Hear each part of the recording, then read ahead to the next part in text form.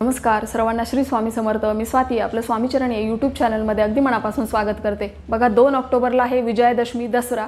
तर या दिवशी आपल्याला आपट्याच्या 2.5 पानाचा एक प्रभावी उपाय करायचा आहे. तर याबद्दलचीच माहिती मी आपल्याला या व्हिडिओमध्ये सांगणार आहे. तर बघा, दसरा हा विजय दिवस म्हणून साजरा केला जातो. या दिवशी आपल्याला कुठलेही काम करण्यासाठी मुहूर्त बघावा लागत नाही. 3.5 मुहूर्तापैकी एक हा मुहूर्त मानला जातो. त्यामुळे दसऱ्याच्या दिवशी आपण नवीन वस्तूंची खरेदी असो किंवा घर घेणं, गाडी घेणं किंवा कुठल्याही घरातल्या छोट्या मोठ्या वस्तूंची खरेदी ही या दिवशी केली जाते. प्रत्येकजण आपल्या यथाशक्ती काहीतरी पण या दिवशी खरेदी करतो. तर अशा या विजयादशमी दसऱ्याच्या दिवशी आपल्याला 2.5 पानाचा अतिशय प्रभावी उपाय करायचा आहे. कारण बघा, आपट्याच्या पानाला या दिवशी खूप महत्त्व दिलं जातं. तर या आपट्याच्या पानामध्ये दैवी शक्ती आकर्षित करून घेण्याची खूप जास्त ताकद असते. त्याच्यामुळे हा उपाय आपल्याला फक्त आणि फक्त विजयादशमी दसरा याच दिवशी करता येतो, इतर दिवशी करता येत नाही. त्याच्यामुळे हा उपाय प्रत्येकाने करायचा आहे.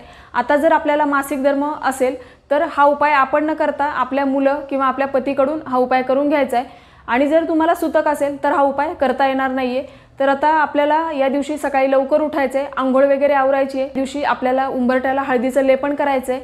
आणि या दिवशी झेंडूची फुलं, आंब्याचे पानं आणि आपट्याची पानं याला खूप महत्त्व आहे.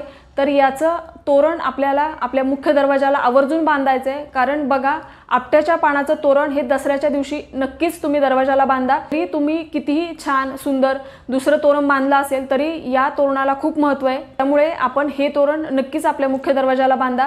आता आपल्याला या दिवशी छान देवांची पूजा करून घ्यायची आहे. पूजा वगैरे झाली की हा उपाय तुम्ही सकाळपासून संध्याकाळपर्यंत अगदी कधीही करू शकता. पूजा वगैरे झाली की आपल्याला देवासमोर बसायचं आहे. आणि बघा, या दिवशी आपण आपट्याचं पान हे आपण एकमेकांना देत असतो. आणि आपट्याचं पान देताना आपण म्हणतो, सोनं घ्या, सोन्यासारखे राहा. तर एवढं महत्त्व, म्हणजे सोन्यासारखं महत्त्व आपट्याच्या पानाचं या दिवशी असतं. तर या दिवशी आपल्याला आपल्या देवघरातील स्वामींच्या मूर्तीला आपट्याची पानं अर्पण करायची आहेत. आता ती अर्पण करताना आपल्याला 5-7 अशा पद्धतीने अर्पण करा आणि त्याच्यातले आपल्याला 2.5 पानं काढून घ्यायचेत.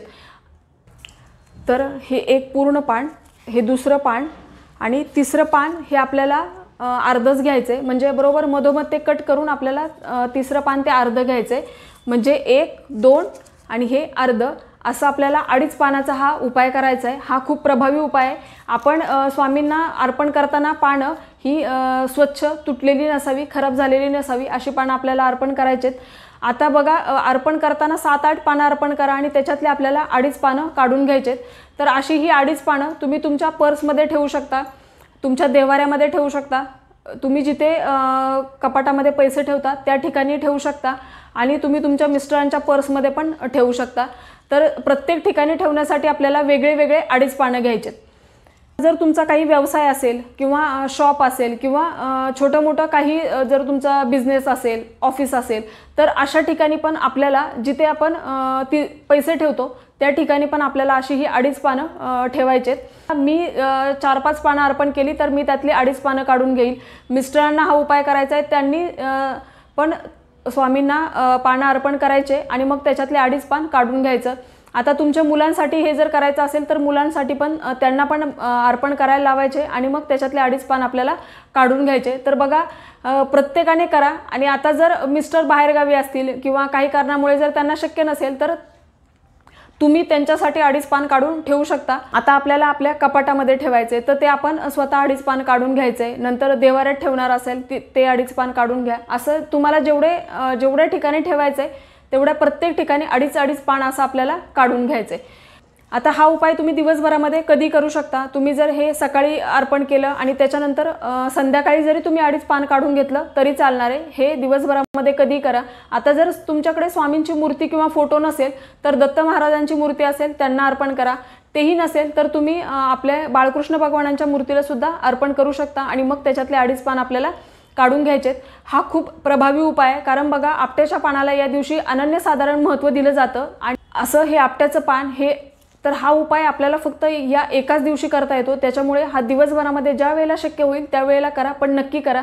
आणि जर तुमच्या जवळपास दत्त महाराजांचं किंवा स्वामींचं मंदिर, मठ किंवा केंद्र असेल तर तिथं जाऊन नक्की करा। तिथे पण तुम्ही सेम अर्पण करताना 4-5 जास्त पानं अर्पण करा आणि मग त्याच्यातलं आपल्याला तिथे लगेच तुम्ही 2.5 पान काढून घेतलं तरी चालेल। मनोभावे स्वामींना प्रार्थना करायची आहे की स्वामी मी वर्षभरामध्ये ज्या पण कामाला जाईल, ज्या पण कार्याला सुरुवात करेल तर त्याच्यामध्ये मला यश द्या। बघा, कष्टाला पर्याय नाही आहे, कष्ट केल्याशिवाय काहीच मिळत नाही, पण आपल्या कष्टाला, आपल्या प्रामाणिक कष्टाला नशिबाची साथ मिळावी यासाठी आपल्याला हे करायचं आहे। काही वेळेला प्रयत्न खूप करतो पण यश मिळत नाही, त्यासाठी हा उपाय आपल्याला करायचा आहे। तर असे हे आपट्याचे पान आपण काढून घेतले। आता हे पानं सिद्ध करणं तेवढंच गरजेचं आहे। घरामध्ये ज्या पण महत्त्वाच्या कामासाठी तुम्हाला जायचं आहे तर त्या दिवशी आपल्याला काय करायचं, ही अशी आपट्याची पानं आपण ठेवलेली आपल्याला हातात घ्यायचेत, देवासमोर बसायचे, देवा शुद्ध गाईच्या तुपाचा किंवा तेलाचा दिवा लावून घ्यायचा आहे आणि आपल्याला 1 माळ स्वामी समर्थ मंत्रांची करायची आहे। नंतर 1 माळ आपल्याला नवार्णव मंत्र म्हणायचा आहे आणि 1 वेळा आपल्याला विजय सूक्त म्हणायचं आहे। असं म्हणून हे असं पान सिद्ध करून मग आपल्याला आपल्या ते सोबत ठेवायचं आहे। आता हेच पान आपण परत परत वर्षभर वापरू शकतो आणि हेच वापरायचं आहे। असं हे सिद्ध करायचं, आपल्या जवळ ठेवायचं, त्या महत्त्वाच्या कामाला आपण जायचं आहे।